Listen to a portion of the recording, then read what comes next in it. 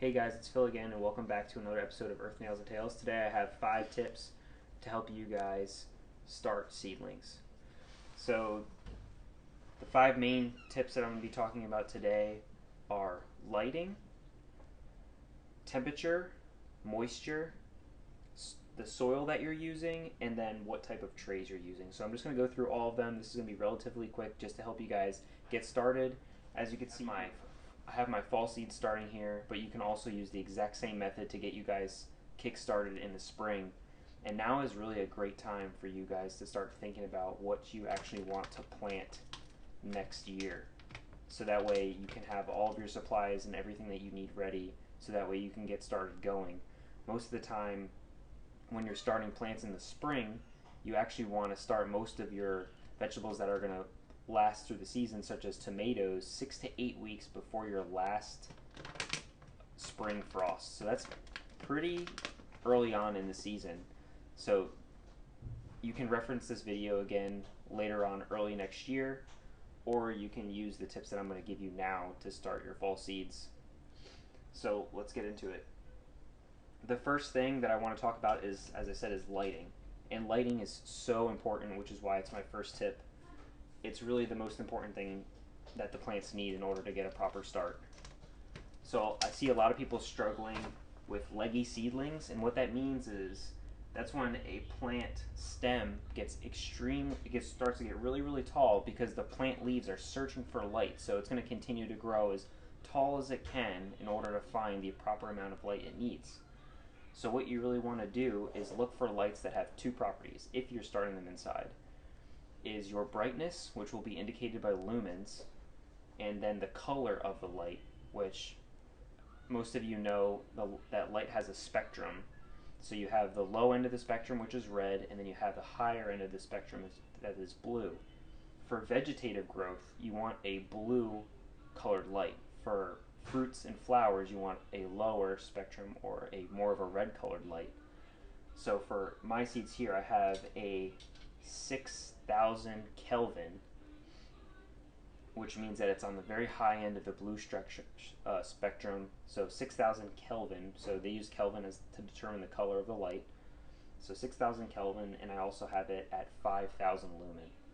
So really what you're looking for is, if you're just wanting to start seedlings, which is what we're talking about, you want to look for something that's 5,500 plus Kelvin and then 3,000 or greater lumen. Again, if you can find a brighter light, it's going to be better. So notice that my lights are pretty close to my seedlings here. And this is another thing I want to talk about lighting, is that I prefer to use LEDs for a few reasons. One, they'll pretty much last forever. 2, they operate at much cooler temperatures, so you can put them directly above your seedlings, which is what your seedlings want, without them getting burned, versus if you were using a different type of light bulb, like an incandescent light, for example, or if they're too close to the plant, they will actually burn the plants. So these operate at a much lower temperature, and they have extended life, which is why I prefer using LEDs. The last reason is because LEDs are manufactured in various wavelengths, so you can find the exact color that you want, which is why I love using LEDs. So I got these on Amazon. Pretty sure it was $28 for 4 of these, and as you can see, I'm using 3 of them right now, and 3 of them will probably fit 2 trays underneath. So if you had 4 of them, you could fit a little bit more, but I would say $28 is a great investment to be able to start seeds inside this early, and you're not really spending that much money on electricity. So tip number 2 is going to be temperature. So most of us that are starting seeds inside, we're probably not going to manipulate the temperature of our house in order to start seedlings, but I just want to touch on it real quickly, that if you look at your seed packet, and for here I have my ground cherries, for example, which I have right here, and they're about 5 weeks in and they're looking amazing. But if you look on the package, most of these say what type of temperature they prefer. So this one says 60 to 85 degrees Fahrenheit. So we usually keep our house, depending if we're home or not, somewhere between 72 and 76 degrees. So that's right dead center of this range here. But really what I talk about is the range that's on the seed packet, 60 to 85 degrees. This is, obviously it's the range that it will germinate, but I just want to say one thing is that the lower the temperature is in that range, the longer the seedlings will take to germinate. So if it's closer to the 60-degree mark, it might take a week or more for these seeds to germinate. But if it's closer to that 80, 85-degree mark, you might see seed germination in 2 to 3 days. So just make note of your temperature, of where you're starting your seedlings. That way you can have a better understanding of how long it's actually going to take for your seeds to germinate. So make sure you don't get too anxious if they're not germinating right away. All right, tip number 3 is moisture. And this will kind of go into tip number 4, which is soil. But when you're starting seeds, moisture is very important, almost as important as lighting. And you need to keep your seeds moist. If you do everything right, you get the right soil, you get the right lighting, get the right temperature, and your soil is dry, your seedlings aren't going to germinate. Or if you give them a good watering at the beginning when you first plant them, and then you let them dry out before they actually germinate, they're not going to germinate, and you're going to have to plant more seeds. So making sure that your soil stays moist throughout the germination period can really help. And this is actually leading into tip 5, which is your trays. But some trays actually start or come with a little greenhouse or plastic covering that you can put on top, which is excellent for moisture. So I definitely recommend keeping these on your trays if they come with them until they germinate. But as soon as your seedlings germinate, you want to take those off, because you don't want the tops of the leaves to have too much moisture on them, because it can cause pest and disease problems. All right, tip number 4 is your soil. So I have soil that I have actually made here, which is a mixture of compost, peat moss, vermiculite, perlite, but you don't really need to get that deep into making your own soil to start seeds. If you want to check out one of the other videos that I'm doing right now, is an experiment I'm doing with different soils, Kellogg soil versus Miracle-Gro soil. You can check out that video, and I'll put the link up right here. But I'm starting seeds in those soils, and that just shows you don't have to have the perfect soil in order to start seeds. But if you do give them soil that they prefer, they're going to have a much stronger root system. But if you don't want to make your own soil, you can go to your big box stores like Home Depot or Lowe's and pick up a potting soil mixture, and that would be just fine. Just make sure most of it it contains some sort of peat moss or coconut coir. I personally prefer coconut coir just due to sustainability issues around peat moss. I'm not going to get into that very much right now, but just make sure it has a large quantity of that, including compost. The special thing about coconut coir or peat moss, it has the amazing ability to absorb multiple times its weight in water. So what that does for you is it maintains your soil moisture high, and it also gives a constant or a more steady stream of water as your seedlings need it.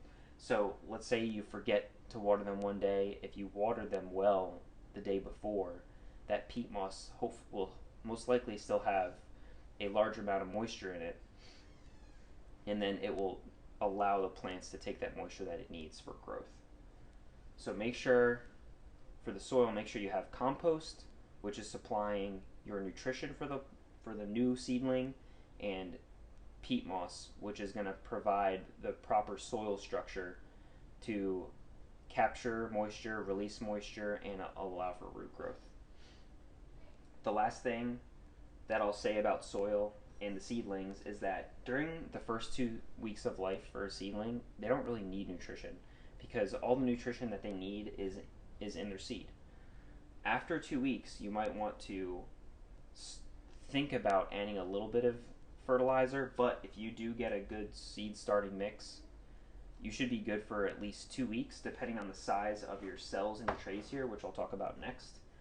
But if you have really small trays, it might be beneficial for you to get a balanced fertilizer, such as this one here, Dr. Earth's. Notice it's 1.5 and 2, so that's the immediate macronutrients available to the plant as soon as I put this down. And I personally really like this one because it has a lot of beneficial bacteria as well, which will help kickstart the plant. So one thing that I do is usually I only have the seedlings in the trays for about 4 weeks before I start to harden them to go into my garden. So these guys will probably be good for 4 weeks because they'll feed off their seeds when they germinate for the first 2 weeks, and then there's some amount of nutrition in here from the compost, so that'll give it another 2 weeks right before I start hardening them off, which means that I put them outside for increasingly longer times each day for about a week. So day 1 I'll do an hour, day 2 I'll do 2 hours, day 3 I'll do 3 hours, and so on until they're outside for about 8 hours. But right before I start hardening them off, I'll give them a small dose of nutrition so that'll help them stay stronger during that hardening period. Alright, and last tip number 5, is your soil or your seed starting trays. So this is one thing I definitely would not skimp out on. You want to get really good seed starting trays because these are something that you're going to be using for years and years, hopefully, and it really helps get the root structure going in the right direction. Notice I have some plants that are in the trays, and then I also use solo cups. They just work really well, especially for larger plants, and plants that are going to be in a container for a longer period of time. Solo cups I have found work really, really well because they have more soil in it, and the more soil you have in here, as I said, you're going to have a higher amount of compost, which is going to feed the plant longer, and it's going to keep it happier longer in a bigger container because these guys are going to be in this container for longer versus these seedlings, which are going to get transplanted much quicker. For example, we have broccoli, kale, cauliflower, cabbage, bok choy. I'm also going to be starting some lettuce, so make sure to stay tuned for that one. But for these plants that are only going to be in here for 4 weeks, I don't need this big of a container, so I can use these trays.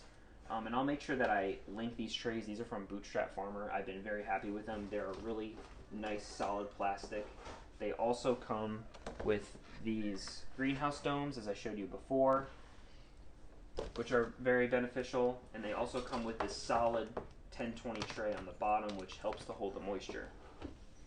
So some things I want to hit on about this tray, or any tray, you want to make sure that it's good and sturdy, as I said, because it's going to last a long time. But you also want it to have at least some holes on the bottom. In my opinion, the larger the holes, the better, for a couple reasons. One is because it promotes airflow. Airflow is very important in the soil. You need moisture as well as air for proper root growth. And it'll also allow the roots to grow out the bottom. And once the roots start growing at the bottom, that's an indicator to me that these plants are ready to be transplanted. So they want to get out of this small tray and into the garden or a larger pot. So that's why I recommend having these, or investing the proper amount of money into getting the right seed trays. There are some other seed trays which I would like to try that I can put links in below, but I haven't tried these yet. I've been very happy with these 10-20 trays by Bootstrap Farmer, so I would recommend these to anyone that's looking to start seeds indoors. Well, I hope you guys enjoyed these 5 tips on starting seedlings, and I hope this can help you have more success with starting either your fall seedlings now or your spring seedlings next year. You hit the subscribe button, hit the like button, and hit the alert button if you want to keep up to date with all the videos that I'm posting. As I said before, I'm currently doing a couple multi-part videos about planting in the fall. One will just be about my garden, what I'm planting in the fall right now in my garden, and the other one, which I really hope you check out, especially if you're a newer gardener, is how to get started growing right now in the fall and all the fall vegetables that you can be growing. Again, hope you guys like this video, and thanks for stopping by.